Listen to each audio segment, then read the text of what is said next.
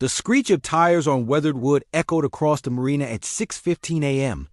Captain James Morrison, 44, Harbor Commissioner for Clearwater Bay and owner of Morrison Marine Services, stood on the deck of his fishing charter boat, coffee frozen halfway to his lips. The silver Mercedes SUV, the same one he'd seen 3 times this week, had just blocked his boat ramp again. 3 months. 3 months of this entitled nonsense. 3 months of polite requests ignored. 3 months of his business suffering because someone thought public property was their personal parking spot. But this morning, the woman in designer sunglasses had no idea she just parked illegally on property, managed by the one person with the authority to make her regret it. Where are you from? Tell us in the comments below. And if you're loving this story, hit that like button and subscribe for more incredible tales of justice served. Now, let's see exactly how this unfolded. This is a story in 3 parts. The violation that pushed a dedicated public servant too far. The confrontation where privilege met authority head-on. And the resolution where entitlement finally paid its overdue bill. The first outline takes you inside the mounting frustration of a man who'd spent 20 years serving his coastal community, only to watch his livelihood threatened by someone who believed rules simply didn't apply to her. You'll feel the toll it took on his business. The failed attempts to resolve things peacefully through proper channels. And the moment when he realized that the very position he held to serve others could finally put an end to this nightmare. The emotional journey from patient civil servant to someone pushed past their breaking point builds with each violation. The second outline brings you to the morning everything changed. The power shift was instant and absolute when Karen discovered exactly who she'd been antagonizing. Watch as her confidence crumbles, her excuses evaporate, and the full weight of her actions comes crashing down. The confrontation reveals not just identities, but the network of privilege she'd been hiding behind. The third outline delivers justice in the most satisfying way possible through the very regulations she'd been violating, enforced by the man she dismissed as just another dock worker. Here's exactly how it happened. James Morrison had earned his position as Harbor Commissioner the hard way. After serving 8 years in the Coast Guard and spending another 12 years running his charter fishing business, the Clearwater Bay community elected him to oversee their marina operations. At 44, with sun-weathered skin and the kind of calm that comes from navigating rough seas, James took his dual role seriously. Every morning at 5:30, he'd arrive at the docks to prep his boat for the day's clients, then handle his commissioner duties before the 7 a.m. departure. The boat ramp he maintained wasn't just infrastructure. It was his family's legacy, built by his grandfather in 1967, and the gateway to the livelihood that supported his wife and 2 daughters. The first incident happened on a Tuesday in late August. James had arrived to find a silver Mercedes SUV parked sideways across the public boat ramp, blocking the only water access for 6 commercial fishing operations and 24 recreational boaters. He'd knocked on the tinted windows, waited 10 minutes, then left a polite note under the wiper. This is a boat launch, not parking. Please use designated areas. When he returned from his charter at 2 p.m., the vehicle was gone. He assumed it was a tourist who'd made an honest mistake reading the signs.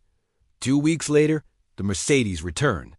This time on a Thursday morning. Parked in the exact same spot at 6 a.m., James had a party of 8 scheduled for a corporate fishing trip, a $1,200 booking that required launching by 6:30 to reach the best spots. He spent 45 minutes tracking down the marina office number to make an announcement, watching his clients grow increasingly impatient on the dock.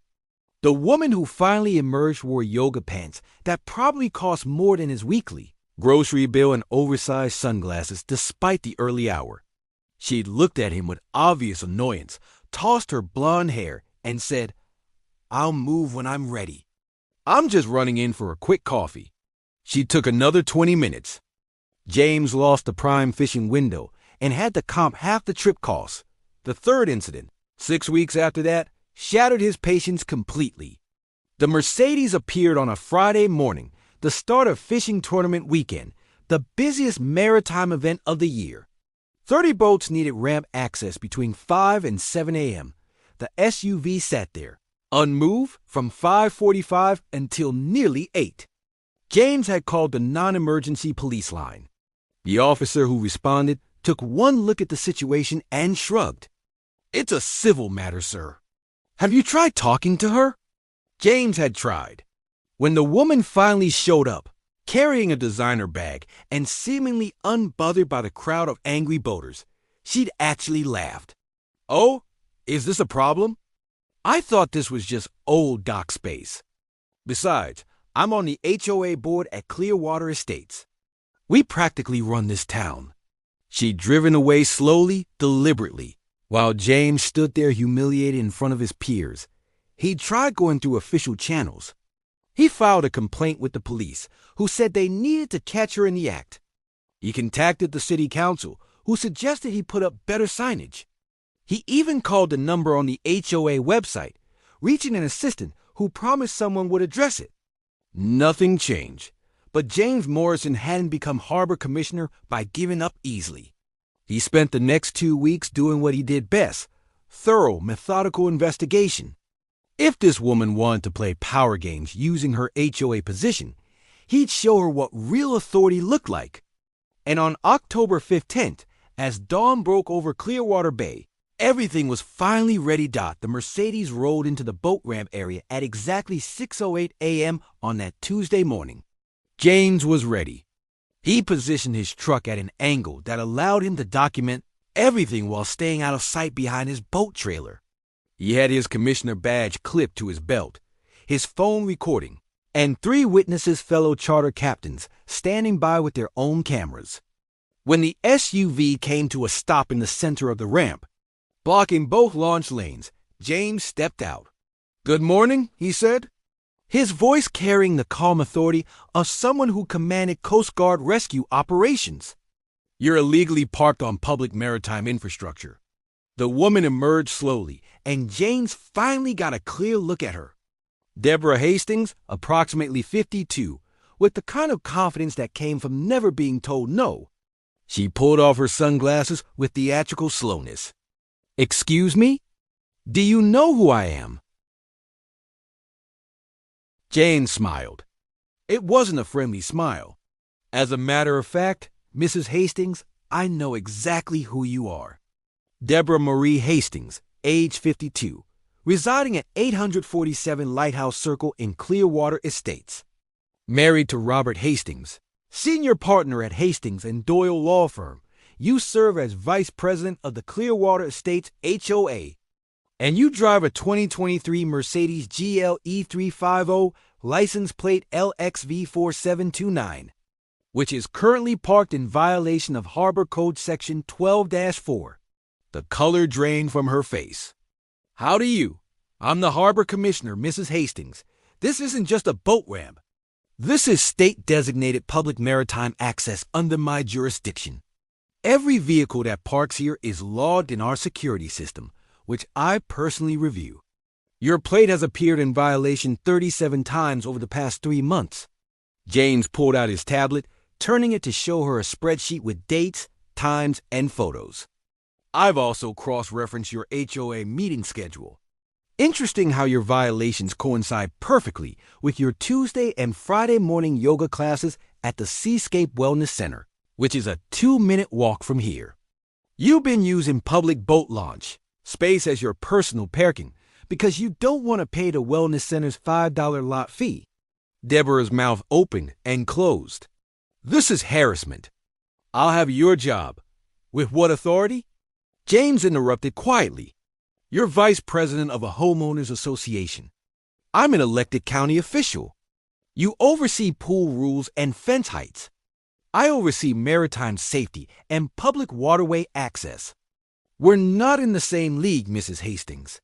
He gestured to the growing crowd of commercial fishermen gathering behind him, several holding their phones up. "And you've just been recorded admitting you know exactly who I am, which establishes you've been knowingly violating harbor regulations despite repeated warnings." She glanced at the cameras, then back at James. "Look, we can work this out." "We absolutely can," James said. Here are your options. Option 1. I file formal charges with the county prosecutor. Repeated willful violation of maritime access codes carries a $500 fine per incident. 37 incidents. That's $18,500, plus potential criminal trespassing charges since this is state property. I'll also forward my documentation to the State Maritime Commission, and I personally know the director. Your husband's law firm does maritime insurance defense, correct? I'm sure his partners would love explaining why his wife is costing them client relationships. Deborah went pale. Or, option 2, you write a check right now for $2,000, payable to the Clearwater Bay Maritime Fund, which provides free water safety classes for low-income families. You will never park on this ramp again. And you will attend the next Harbor Commission meeting to formally apologize to the commercial fishing community you've been disrupting. I'll be recording that apology. That's extortion. That's restitution, James corrected. And it's far less than what a court would order.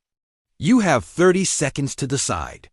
Deborah looked around at the circle of stern faces, then pulled out her checkbook with shaking hands. James watched her write, then inspected the check carefully before nodding to the tow truck he'd had waiting around the corner. And Mrs. Hastings?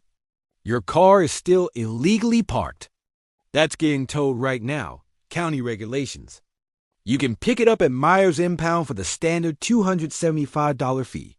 As the tow truck pulled up, Deborah's carefully constructed composure finally shattered completely. The next Harbor Commission meeting fell on a Thursday evening, and the community room was packed. Word had spread through Clearwater Bay like wildfire. James sat at the head table in his official capacity, wearing the blazer he reserved for formal proceedings. At 7 p.m. exactly, he called the meeting to order, and the room fell silent. Deborah Hastings entered at 7:15, her face carefully neutral, but her hands gripping her purse strap like a lifeline. She dressed conservatively, none of the designer yoga wear, and her husband, Robert, stood beside her with the grim expression of a lawyer who knew exactly how badly his client had screwed up. What Deborah didn't know was that her husband had actually called James 2 days earlier. The senior partner had been mortifyingly apologetic, explaining he'd had no idea what his wife had been doing and offering to cover any additional damages. James had declined, but he'd appreciated the gesture. It told him everything he needed to know about the Hastings marriage dynamics. James gestured to the microphone. Mrs. Hastings has requested time to address the commission and the fishing community. She approached slowly, and when she spoke, her voice was quiet. I want to apologize to Commissioner Morrison and to everyone whose livelihood I disrupted with my parking violations. I was selfish and entitled. I thought because I held a position in my HOA that I was somehow above the rules that apply to everyone else. I cost people money. I showed profound disrespect for this community's maritime heritage. I'm sorry. She paused, then added, I've also resigned from the HOA board, effective immediately. The room stayed silent. Then Captain Rodriguez, who ran the largest commercial fishing operation in the bay, stood up. Commissioner Morrison, he said, we appreciate Mrs. Hastings taking responsibility, but we want to add something. He looked directly at James. You could have made this ugly. You could have thrown the book at her from day one. Instead, you tried the right way: first notes, requests, proper channels. You only acted when you had to. That's the kind of leadership this harbor needs. The applause started slowly, then built. James felt his throat tighten. He'd spent 3 months being dismissed, mocked, and treated like he didn't matter. This moment, this recognition from the community he served, meant everything. But the story wasn't quite over. 2 weeks after the meeting, James was doing his morning boat prep when a black Tesla pulled into the visitor parking area, the actual designated parking area. Robert Hastings got out, walked over, and extended his hand. Commissioner Morrison, I wanted to thank you personally. My wife needed that wake-up call more than I realized. She'd been. He searched for words, losing herself in this status game with the other HOA board members, competing over who had the most influence, who could get away with the most. Your actions reminded her who she used to be before all that nonsense. James shook his hand. How's she doing? She's volunteering at the Maritime Museum now, learning about the history she'd been disrespecting. Robert smiled slightly. Turns out your grandfather didn't just build that ramp. He helped establish the whole commercial fishing cooperative that keeps this bay thriving. She's been reading the archives. I think she's genuinely ashamed. James nodded. Everyone deserves a chance to do better. 3 months later, on a crystalline January morning, James stood on his deck watching the sun paint the water gold. The boat ramp was clear, busy with the honest rhythm of working boats and weekend fishermen. His charter schedule was booked solid through spring. The $2,000 check Deborah had written had funded water, safety classes for 48 children from low-income families. His phone buzzed a text from the marina office. Another vehicle parked illegally, different spot. He sighed, grabbed his commissioner badge, and headed over. But as he walked across the weathered planks his grandfather had laid, he felt something settle in his chest. Justice didn't always come with gavels and courtrooms. Sometimes it came from patient people who knew when to be kind and when to use the authority they'd earned. And as James Morrison handled his next complaint with the same methodical care that had always defined him, he smiled. Because the harbor was his to protect, and he was exactly where he belonged. Across the country in Boulder, Colorado, retired aerospace engineer Dr. Patricia Vance was tending her rooftop garden when her HOA president served her a cease and desist letter for unauthorized agricultural activity. Patricia adjusted her glasses, the same ones she'd worn while designing satellite systems, and pulled out the patent for the self-watering planter system she'd invented, specifically for urban environments. Please, she said softly, tell me more about how my NASA-approved technology violates your landscaping rules. The president's confident smile faltered. But that's a story for another time.